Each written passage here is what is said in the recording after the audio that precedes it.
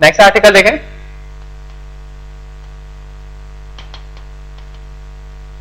Condition of intersection of two lines.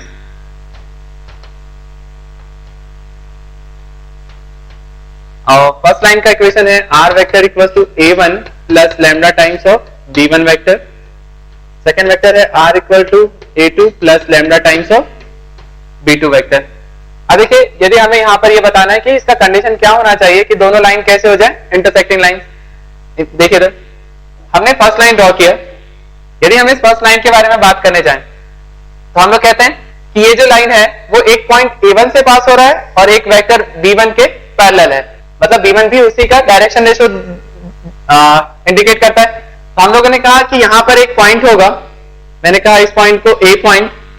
अब इस a point के कोऑर्डिनेट्स आपको दे दिए गए हैं a1 वेक्टर, तो इसे आप कह दीजिए इस पॉइंट को a1। अब ये जो इसका डायरेक्शन रेशो है वो क्या है, किसके अलोंग है, b1। हमने कहा ये b1 वेक्टर के अलोंग है।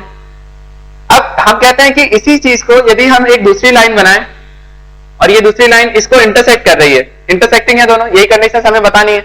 तो जो सेकेंड लाइन है वो भी तो किसी पॉइंट से पास हो रहा है a2। तो हमने कहा एक पॉइंट होगा यहां भी a2 जिसके पोजीशन वेक्टर मैंने लिख दिया a2 वेक्टर। अब इसके अलोंग जो डायरेक्शन रेशो है वो कौन डिफाइन कर रहा है, b2 वेक्टर। तो मैंने कहा यहां पे b2 वेक्टर। अब जरा सोचिए, हमने कहा यदि फर्स्ट लाइन और सेकेंड लाइन दोनों ही की दोनों कैसी है, इंटरसेक्टिंग है, इसका मतलब है दोनों कैसी है, कोप्लेनर होंगी, एक ही प्लेन में होनी चाहिए तभी तो वो इंटरसेक्ट करेंगी। अब हमने कहा b1 वेक्टर और b2 वेक्टर जो है वो तो कोप्लेनर हो गए। अब सुनो, हमने कहा यदि ये इंटरसेक्ट करते हैं तो यदि मैं इस a1 और a2 को ज्वाइन करूं तो ये जो a1 a2 वेक्टर दिख रहा है वो वेक्टर भी जो है उसी प्लेन में लाई करेगा जिसमें b1 और b2 वेक्टर है। जैसे हम सिंपल सा इसी प्लेन को लेकर चले, जो हमारा ब्लैक बोर्ड है वो एक प्लेन है, इस पर मैंने एक लाइन ड्रॉ करा फर्स्ट वाला b1 वेक्टर और a1 से पास हो रहा है। सेकेंड लाइन ड्रॉ करा जो b2 वेक्टर के पैरेलल है और a2 से पास हो रहा है। अब हम इन दोनों को यदि इंटरसेक्ट करवाते हैं तो ये जो a1 a2 आ रहा है वो भी इसी प्लेन में आ रहा है, मतलब ये तीनों वेक्टर, हमने कहा पहला वेक्टर कौन सा हो गया a1 a2 वेक्टर, दूसरा b1 वेक्टर और तीसरा b2 वेक्टर आर कोप्लेनर हो गए। हम कहते हैं ये सबके सब कैसे हैं, कोप्लेनर है। अब देखिए सबसे पहले यदि हम a1 a2 वेक्टर की बात करने जाएं तो a1 a2 वेक्टर को हम लोग क्या लिखेंगे, position vector of a2 minus position vector of a1। तो ये हो जाएगा a2 माइनस a1 वेक्टर, और दूसरा वेक्टर है हमारे पास b1 और तीसरा है b2। अब हम लोग स्केलर ट्रिपल प्रोडक्ट में कंडीशंस देख चुके हैं। यदि तीन वेक्टर्स हमें गिवन है a b और c और वो तीनों कोप्लेनर होते हैं तो उस समय उसका जो स्केलर ट्रिपल प्रोडक्ट होता है वो 0 होता है। अब हमारे पास यहां जो तीन वेक्टर है वो कौन से हैं, एक है a1 a2, दूसरा b1 और तीसरा b2।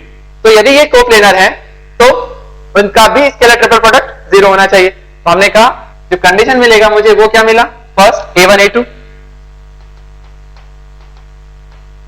b1 एंड b2, इन तीनों का जो स्केलर ट्रिपल प्रोडक्ट है वो 0 है। और इसी a1 a2 को हम लोग यदि लिख दें तो हम लिखते हैं a2 minus a1 b1 and b2, इन तीनों का स्केलर ट्रिपल प्रोडक्ट आपको 0 मिलता है। जो है ये फाइनल कंडीशन है किस चीज के लिए, जब दो लाइन आपको इंटरसेक्टिंग हो। यदि दो लाइन के इक्वेशंस दिए गए इंटरसेक्टिंग है, प्रूफ करना है, हम क्या करें हमेशा a2 माइनस a1 एक वेक्टर फाइंड करें, एक b1 और एक b2, और इन तीनों के स्केलर ट्रिपल प्रोडक्ट को फाइंड करें और उसे 0 से प्रूफ करें। यदि वो आंसर 0 आता है तो वो हमारा इंटरसेक्टिंग लाइन होगा, अदरवाइज नहीं है। क्वेश्चन लिखिए, so that the lines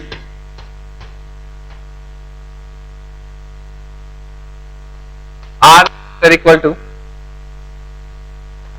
I cap plus j cap minus k cap plus lambda times 3 I cap minus j cap and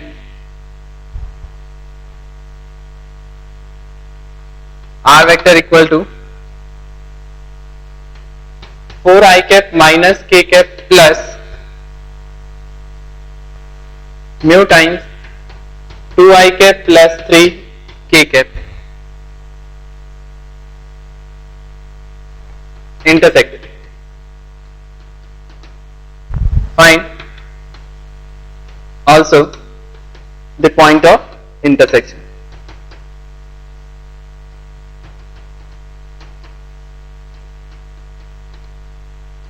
point of intersection. अब हम लोग कहते हैं दो वेक्टर्स हमें गिवन है, यदि हम कह रहे हैं कि यदि ये कोप्लेनर है तो scalar triple product of a2 minus a1 b1 and b2 equals to 0 होना चाहिए। सबसे पहले तो हम यहां से क्या करें, a2 माइनस a1 फाइंड करते हैं। अब देखिए ये a1 पॉइंट हुआ फर्स्ट, क्योंकि हम r को लिख रहे हैं r equals to a1 plus lambda b1, r equals to a2 plus mu b2। तो हमने फर्स्ट के लिए कहा तो a2 माइनस a1 क्या हो जाएगा, 4i cap minus k cap और minus of i cap minus j cap plus k cap. तो हमें फाइनल जो मिल रहा है वो मिल रहा है यहां से 3i cap minus j cap और k कैप तो कैंसिल हो गया, तो a2 माइनस a1 वेक्टर हमें मिल गया यहां से। इसी टाइप से जो b1 वेक्टर है, b1 वेक्टर हमें क्या मिल रहा है, 3i cap minus j cap, और जो b2 वेक्टर है वो हमें मिल रहा है यहां से 2i cap plus 3k cap. अब देखिए आपको a2 माइनस a1 मिल गया, b1 मिल गया, b2 मिल गया। अब हम यदि इनके स्केलर ट्रिपल प्रोडक्ट को 0 कर दें तो हमारा आंसर आ जाएगा। तो हम स्केलर ट्रिपल प्रोडक्ट फाइंड करते हैं, a2 minus a1 b1 and b2 equals to क्या होगा, डिटरमिनेंट a2 माइनस a1 के कंपोनेंट्स लिखिए, i cap j cap k cap वाले, यहां से 3 माइनस 1 एंड k कैप जो है वो 0, b1 जो हो गया वो हो गया आपके पास 3 माइनस 1 एंड 0, और b2 जो है वो हो गया 2 0 एंड 3। अब देखिए जरा यहां से हम लोग जानते हैं डिटरमिनेंट में यदि दो रो इक्वल हो जाएं, सेम रो हो जाएं, तो हम कहते हैं कि उस डिटरमिनेंट का आंसर 0 होता है। यहां पे फर्स्ट रो और सेकंड रो के कंपोनेंट्स देखें तो फर्स्ट रो और सेकंड रो आइडेंटिकल है, तो हम कहेंगे कि आंसर कैसा होगा, 0। ये डिटरमिनेंट आपको हमेशा 0 देगा। और इसका मतलब है कि a2 minus a1 b1 and b2 जो है वो कैसे हो गए आपके लिए 0। इसका मतलब है कि तीनों की कैसे हैं, दोनों लाइन इंटरसेक्टिंग है। अब इंटरसेक्टिंग तो हो गया, अब हमें पॉइंट ऑफ इंटरसेक्शन पता करना है। सुनिए, यदि हम सिंपल कोऑर्डिनेट ज्योमेट्री की बात करने जाते हैं तो हम लोग कहते हैं यदि दो लाइन इंटरसेक्टिंग है तो उनका पॉइंट ऑफ इंटरसेक्शन हम लोग कैसे फाइंड करते हैं, हम कहते हैं कि दोनों इक्वेशंस को सॉल्व कीजिए, किसी से भी x की वैल्यू फाइंड करें, दूसरे इक्वेशन में रखें तो हमें फाइनली y मिलता है। मतलब हमें क्या करना होता है, पॉइंट ऑफ इंटरसेक्शन के लिए दोनों को सॉल्व करना होता है। अब x और y वाला जो पॉइंट है, जो भी हमारा पॉइंट आता है पॉइंट ऑफ इंटरसेक्शन, वो एक्स वाई पॉइंट जो है वो फर्स्ट वाली लाइन पर भी होगा और सेकंड वाली लाइन पर भी होगा, मतलब वो पॉइंट जो है वो एक कॉमन पॉइंट है। अब हम यहां पे कहें, हमारे पास दो इक्वेशंस दी गई हैं r के लिए, हम कहते हैं फर्स्ट इक्वेशन है r और सेकंड r। अब यदि ये इंटरसेक्टिंग है और पॉइंट ऑफ इंटरसेक्शन बताना चाहते हैं तो ये जो पॉइंट ऑफ इंटरसेक्शन वाला पॉइंट है वो फर्स्ट वाली लाइन पर भी होगा और सेकंड वाली लाइन पर भी होगा। मतलब हमें क्या करना है, दोनों इक्वेशंस को इक्वेट करना है, r इक्वल्स टू r, मतलब दोनों को इक्वेट कर दें यदि वो इंटरसेक्टिंग है तब। तो हम यहां से कहते हैं क्या हो जाएगा, i cap plus j cap minus k cap plus lambda times of 3i cap minus j cap equal to, ये वेक्टर हो जाएगा, ये हो गया आपके पास 4i cap minus k cap plus mu 2i cap plus 3k cap vector. इन्हें सबसे पहले अरेंज करें तो यहां से आता है आपके पास 1 plus 3 lambda i cap, j वाला कंपोनेंट हो जाएगा यहां से 1 माइनस लैम्डा j कैप और minus k cap equal to, यहां से जो होगा वो होगा 4 plus 2 mu i cap, j cap तो है नहीं, और k कैप आ जाएगा यहां से plus 3 mu minus 1 k cap. अब दोनों इक्वल वेक्टर्स हैं तो हम उन्हें कंपेयर कर सकते हैं, दोनों को कंपेयर करते हैं, i कैप से कंपेयर होगा तो यहां से एक रिलेशन जो हमें मिलता है वो क्या मिल रहा है, 1 plus 3 lambda equal to 4 plus 2 mu. j cap से कंपेयर करें, j कैप वाला होता तो है नहीं, तो यहां से हो जाएगा 1 माइनस लैम्डा इक्वल टू 0, तो लैम्डा इक्वल टू 1, एक इक्वेशन सेकंड। और थर्ड k कैप वाले को कंपेयर करें तो यहां से आ जाएगा 3 म्यू माइनस 1 इक्वल टू, यहां पे कंपोनेंट है माइनस 1, तो म्यू इक्वल टू आ गया 0 थर्ड। अब देखिए आपको लैम्डा भी मिल चुका है, म्यू भी मिल चुका है, अब लैम्डा भी है म्यू भी है। अब हम कहते हैं यदि वो पॉइंट ऑफ इंटरसेक्शन है, यदि वो पॉइंट ऑफ इंटरसेक्शन है तो लैम्डा और म्यू की वैल्यू जब हम रखेंगे तो आंसर आपका सेम आना चाहिए। अब देखिए हम क्या करें, हमें कोई भी एक पॉइंट चाहिए, आपको एक पॉइंट बताना है, पॉइंट ऑफ इंटरसेक्शन। अब हम किसी भी इक्वेशन के थ्रू बता सकते हैं, क्योंकि देखिए यदि मैं फर्स्ट वाले इक्वेशन के थ्रू बताना चाहता हूं तो भी इंटरसेक्शन वाला पॉइंट इस लाइन पर है, यदि मैं सेकंड के थ्रू बताता हूं तो भी वो वाला पॉइंट इस पर है, क्योंकि वो इंटरसेक्टिंग पॉइंट है, मतलब वो कॉमन पॉइंट है। अब कॉमन पॉइंट है तो आप लैम्डा और म्यू की वैल्यू किसी भी इक्वेशन में रख दीजिए और आपको आंसर मिल जाएगा पॉइंट ऑफ इंटरसेक्शन। तो देखिए हम लोग कहते हैं यहां से जो पॉइंट ऑफ इंटरसेक्शन आ रहा है वो क्या हो गया, आप फर्स्ट इक्वेशन में यदि रखना चाहते हैं तो r equals to I cap plus J cap minus K cap plus lambda, और लैम्डा की वैल्यू कितनी है 1, तो लैम्डा 1 यदि हम कर देते हैं तो यहां से आ जाएगा 3 आई कैप माइनस जे कैप। तो फाइनली जो आपको मिल रहा है वो कितना मिल गया 4 आई कैप, जे कैप कैंसिल हो गया माइनस के कैप, तो 4 आई कैप माइनस के कैप। अब देखिए एक तो ये पॉइंट मिला आपको 4 आई कैप माइनस के कैप, यदि हम क्रॉस चेक करना चाहते हैं तो सेकंड इक्वेशन से भी ये पॉइंट निकालते हैं, वो भी हमारा आंसर यही आना चाहिए। तो अकॉर्डिंग टू सेकंड इक्वेशन हम लोग क्या कह सकते हैं, आर, इस सेकंड इक्वेशन के थ्रू लिख रहा हूं मैं, तो मैं क्या कहूं आर वेक्टर इक्वल टू हो गया 4 आई cap minus K cap plus mu. अब म्यू जो है वो म्यू कितना आ रहा है 0, म्यू 0 को जब मल्टीप्लाई करोगे तो पूरा 0 हो जाएगा, तो फाइनली आपको फिर से मिल गया 4 आई कैप माइनस के कैप। जरा देखिए आप ये जो दोनों ही आंसर आए हैं, दोनों ही पॉइंट आए हैं वो कॉमन पॉइंट है, और यदि वो कॉमन पॉइंट है इसका मतलब है कि वो पॉइंट ऑफ इंटरसेक्शन है, ताकि वो दोनों ही इक्वेशंस को सेटिस्फाई करे। तो जब भी हमें पॉइंट ऑफ इंटरसेक्शन पता करना होता है दो लाइन वेक्टर लाइन में, तो दोनों को आप क्या कीजिए कंपेयर कीजिए, वहां से आप लैम्डा और म्यू की वैल्यू फाइंड करें और किसी भी इक्वेशन में आप वैल्यू रख करके आप आंसर पता कर सकते हैं। नोट कीजिए इसे, शॉर्टेस्ट डिस्टेंस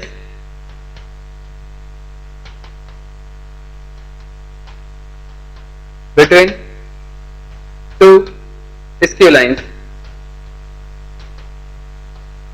अब देखिए शॉर्टेस्ट डिस्टेंस हम लोग फाइंड कर रहे हैं और दो स्क्यू लाइंस के बीच में। सबसे पहले तो ये समझे स्क्यू लाइंस होती क्या है।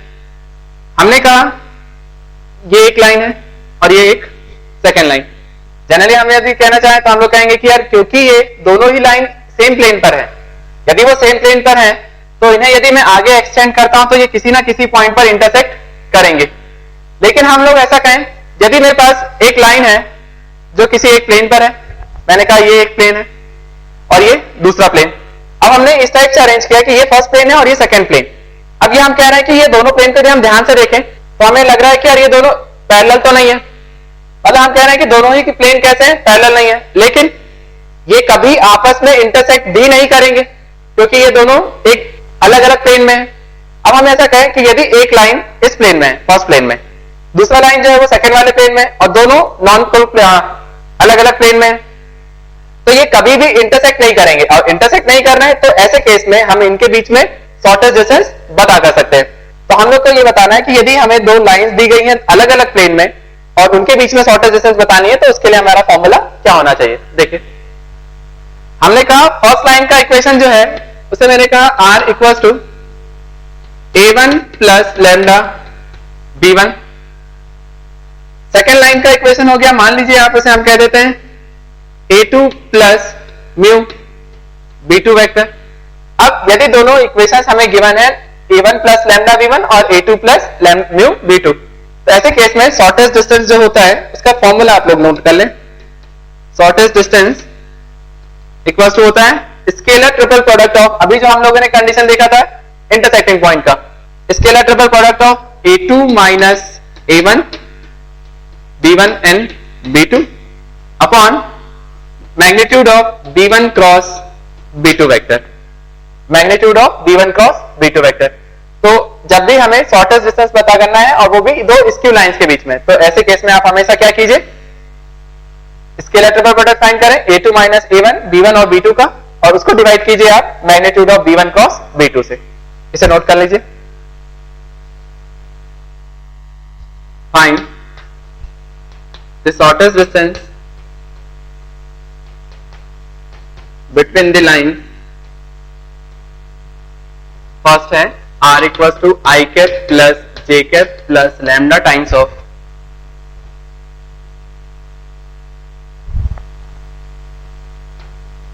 2i cap minus j cap plus k cap and second line है r equals to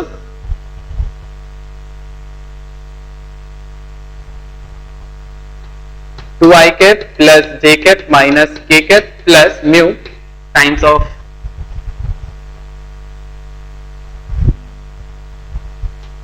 three I cap minus 5j cap plus 2k cap. जरा मुझे आंसर दीजिए, ये प्रॉब्लम है। Find the shortest distance between the lines, और lines की equation आपको given है। देखिए यहाँ पे आपको शॉर्टेस्ट डिस्टेंस बताना है दोनों लाइन के लिए। सबसे पहले हम क्या पता करें, scalar triple product of a2 minus a1 b1 and b2, ये क्या हो जाएगा डिटरमिनेंट। अब a2 माइनस a1 क्या होगा, a2 आपके पास ये है, a1 यहां है, तो a2 माइनस a1 करेंगे तो 2 माइनस 1 तो 1, तो यहां 1 लिख दीजिए। 1 माइनस 1 0, माइनस 1 माइनस 0 तो माइनस 1 ही रह गया। b1 की जगह आएगा 2 माइनस 1 और 1, और b2 की जगह आएगा 3 माइनस 5 और 2।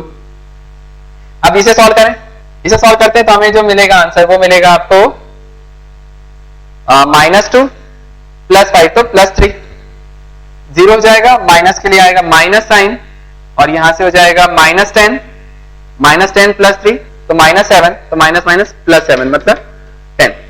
तो स्केलर ट्रिपल प्रोडक्ट जो आ रहा है वो आपका कितना आ गया 10।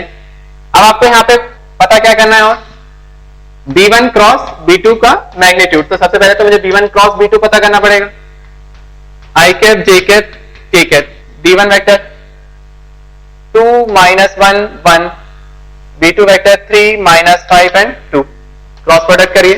i कैप माइनस 2 प्लस 3 तो माइनस 2 प्लस 5 प्लस 3, ये हो जाएगा 3i कैप, 4 माइनस 3 1 तो माइनस j कैप, और माइनस 10 प्लस 3 तो माइनस 7, तो माइनस 7 k कैप। अब ये आ गया b1 क्रॉस b2, तो magnitude of b1 cross b2 कितना हो जाएगा, इसका मैग्नीट्यूड लिख दीजिए under root of 9 plus 1 plus 49 तो रूट 59। अब ये आ गया, तो हमारा शॉर्टेस्ट डिस्टेंस फाइनल क्या आएगा,